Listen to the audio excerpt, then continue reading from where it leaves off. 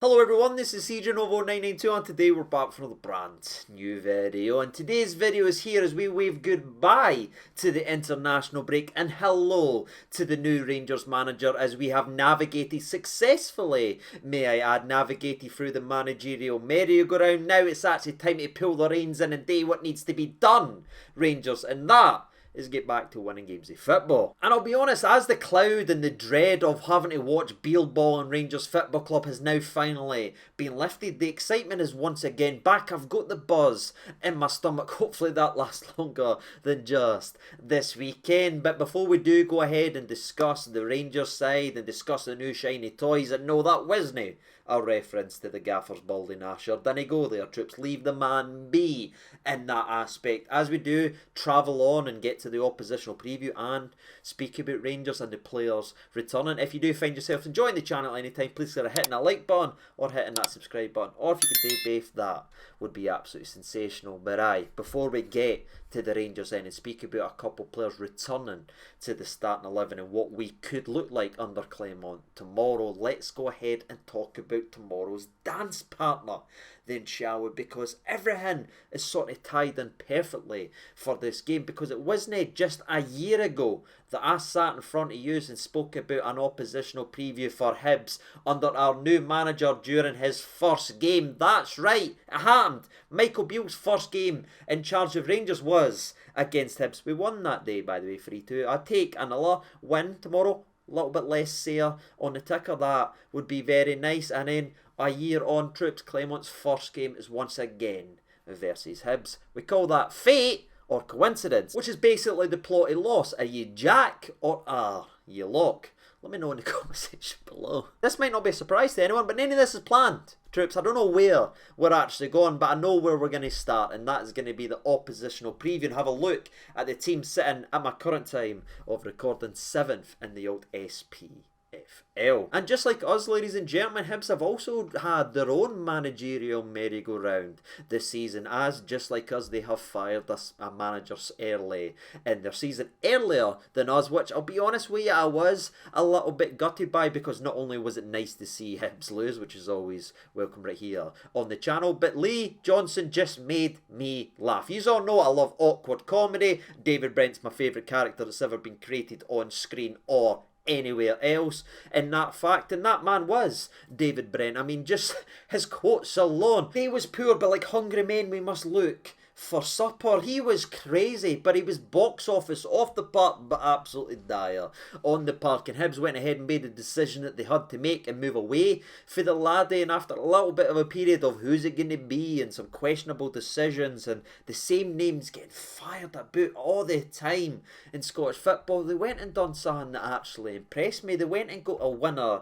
for another league as they announced Nicky Montgomery on the 11th of September, who won the league title over in the Aussie League, working with a certain James Cummins when he was over there as well. And it's been something that I looked at and I said, you know what, I actually rate that appointment. I'd love to poke fun at it and everything like that, but it's a good different style of approach, and he's obviously brought in an initial impact, because you're always going to see a managerial bounce for the game or two, but since he's actually announced, he's already put a structure in place that should be successful in this league. And we'll speak about that more in the next couple of minutes, because it's got to be said, ladies and gentlemen, since announcing Nicky Montgomery, they are undefeated with 2 wins and 3 draws during that run, which may not sound too impressive, but considering the way that Hibs were actually playing and going about their business, the fact that it's changed so quickly and they're starting to become unbeatable in terms of the run is a massive, massive indication of the work that Montgomery's already done in the side. Now, I'm not sitting here saying it's sunshine and rainbows, as there has been some iffy moments, and we'll speak about that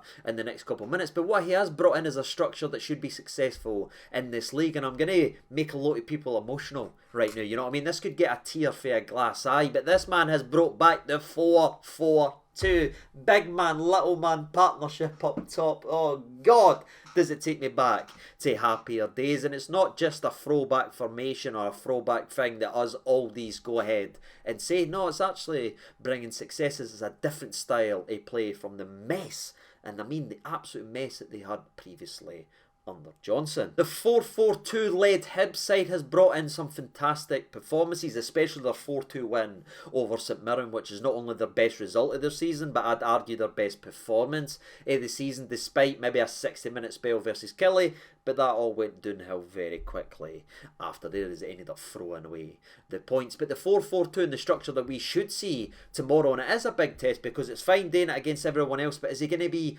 ballsy enough to come to Ibrox and play the 4-4-2? It would certainly be a big call, but when you consider our biggest glaring weakness, troops, is our defence, I wouldn't be as surprised to see them line up with that again. You've obviously got Big Deutsch, we already know him from his time previously. He's a big lad, he throws himself about, he throws his head into everything. He will be a handful, but it's wee Dylan Vente that's actually next to him who nimble and goes about and just sort of lives off all the scraps. It's long ball football, again it's nothing too spectacular on the eyes, but it's a big long ball to the big guy. He heathers it down, and Dylan either wins a foul, a cheap free kick, or he gets some buzzing up there. And with that structure, with their two strikers set like that, that leaves the ever impressive Martin Boyle, especially against us, out in the wing areas to just run and run at fullbacks. And he's been lining up on the left, on the left, which means on paper he should be lining up against Tavernier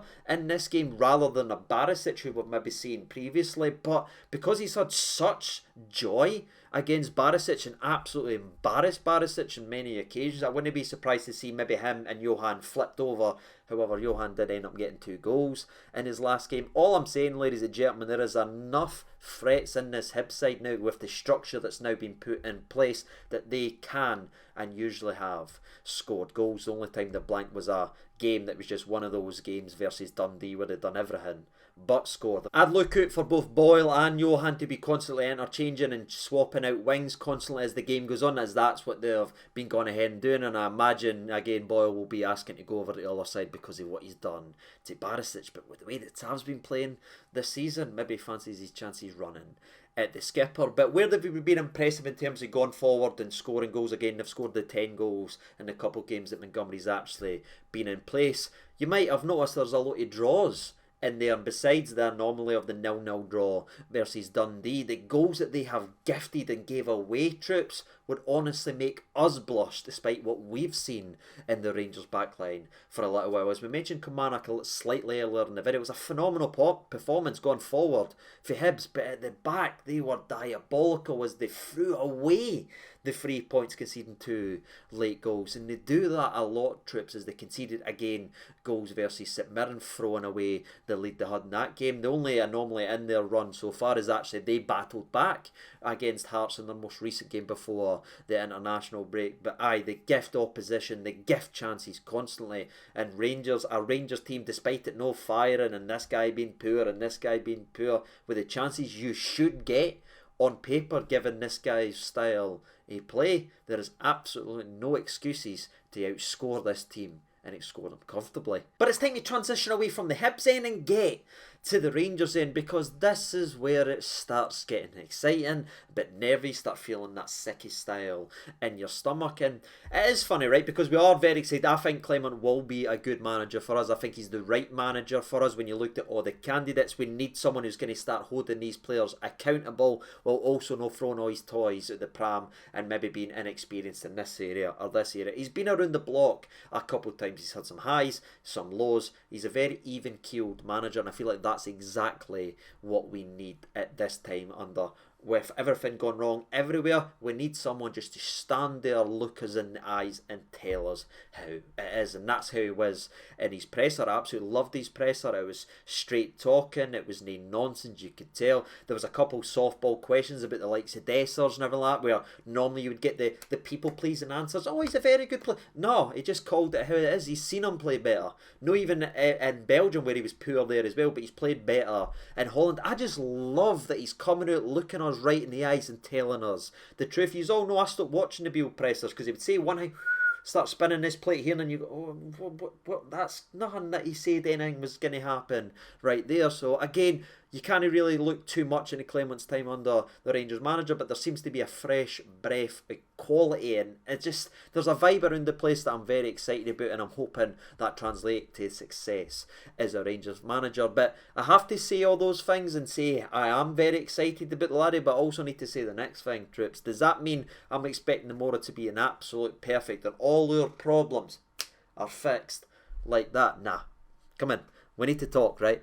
Today, or tomorrow, sorry, could be an ugly style game. As long as we win, I'll be happy. But anyone expecting this guy to instantly be back playing at their best, it's no going to happen. He's only been in the job 5 days. We are going to have to sort of get with a wee bit of the rough waters for a little while as he starts to tinker and change things over time. Again, he talked about it in his press conference. He can't do too much instantly right now. It's building the confidence back up. It's learning the players as under him as well. Everyone is getting a fresh start to impress and show what they've got. So I just wanted to go out there and say that. Everyone expecting all the problems to be fixed tomorrow, I think's kidding themselves. I'd love a solid 3-0 win, troops, and a perfect performance, but I just don't think we're going to do it. You know what I mean? Only one man can only do so much when there's so many issues. There is so many question marks. There's so many problems in this side. And Clement, I think, is the man to fix them, but it's not going to be fixed overnight. However, his boost in terms of what we've got, as we have one key man back in the mixer, and that is none other than Todd Cantwell, and I am so damn interested to see how Clement uses Cantwell, where he asks him to go and play, and what Cantwell can now do, as well as he's been unfortunate that he's picked up a bad injury at a bad time when the Rangers team was struggling. How badly we've missed his spark and his creativity, that doesn't even need to be said in today's video, but he is officially back, and that is huge for this football club. And I think he's going to start tomorrow, genuinely. Ryan Jack is back as well, but he's not fully fit for the 90. That's what Clement actually says, so at least he's back in the building as well. So that's two key players in terms of the midfield spine that has been absolutely nothing, paper thin over the last month and a half. That's going to be a massive boost to this football club, and I can't even put any words how excited I am to see Cantwell tomorrow, because by God, have we missed him. But it wasn't just the spine that got the boost, troops. Nah. There was a boost in terms of the attack and outlet, and I'm going nah, for a reason. Not only is it Sahana Day, as I think of the next line I'm going to say, troops, but it's also the fact that Danilo has returned and he's cutting about like Batman, troops, with a mask on his nasher now. Again, he is still learning and adjusting to it, as this is his first week doing it, so I'm not sure if we will see him start, but Clement has said we'll probably need him for the weekend. So to anyone waiting or wondering how long Danilo is going to be missing for this Rangers team, you now have your answer, as Danilo is also back. And you just look at those three names there, right?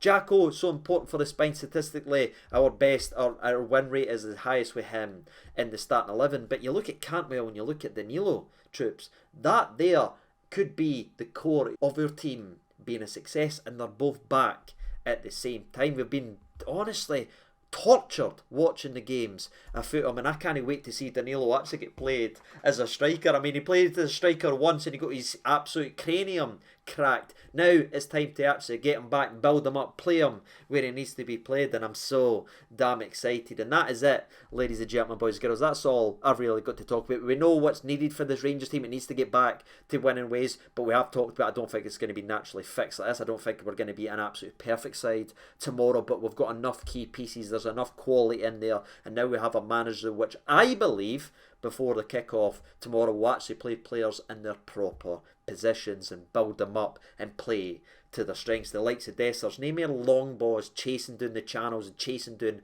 and behind. It's never been his game. Let's play to players' strengths in the Rangers team. That's all I can ask ahead of tomorrow. I'm backing us to come away with a win. It's probably going to be an ugly win, maybe a 3-1, a 3-2. Again, maybe fate will come away with that, or maybe even a cheeky channel favourite 2-1, troops. That's all I've got to say. What about you? Let me know your thoughts and opinions going into tomorrow. How you feeling? I know some of you have been really dour and not looking forward to the Rangers games. Do you feel that's lifted now that Bale has been moved on? Let me know how you're feeling down in the comment section below. And as always, I've been Sage92. I'll see you tomorrow after the game. All the best, and bye-bye.